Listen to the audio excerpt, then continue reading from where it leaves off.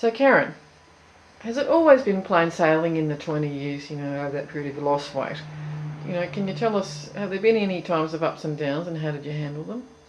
Oh, I wish I could have said it was all plain sailing, but no, it hasn't been. There has been times that I've gone up and down, but it is trusting the process again. And one thing I originally learnt was there might be times when I feel like a binge, but that's okay, just go with it too. But if you're going to, pick out what you'd really like, set it out on a plate, even set serviettes up and placemats and everything, sit down and really enjoy the experience and trust that it's not going to last as long as what it used to, because you're not going through that same thought pattern of, oh, I'm just totally out of control.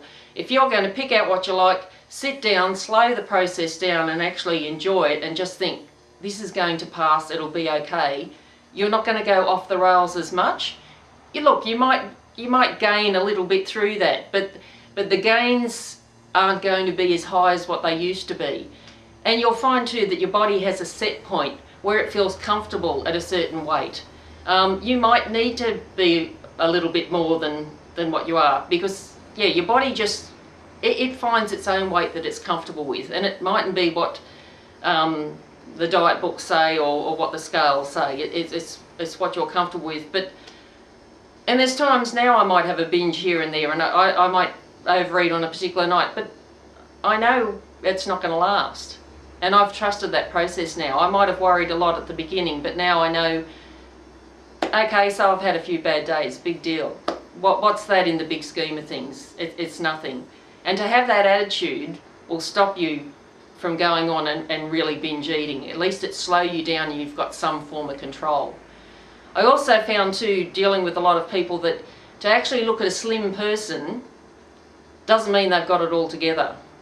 They can be really stuffed up in their head.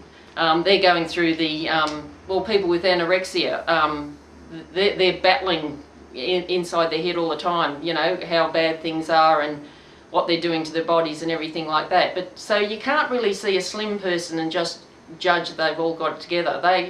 They might have no freedom over food whatsoever. And that is the most wonderful thing if you can get past that. If you've got freedom with food, whatever weight you are, and you're feeling good about yourself, that's the best thing that can happen. And it's also seeing a larger person too. You don't know what's going on the inside of that person, or whether they might be taking medication or anything else for that matter. So what you actually see to our eye, we don't really know what's going on in the inside.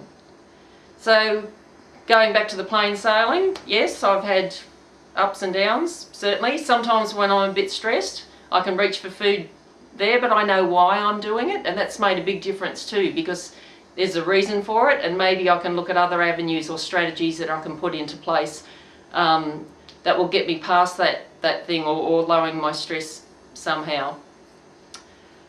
And that's about all I have to say about that.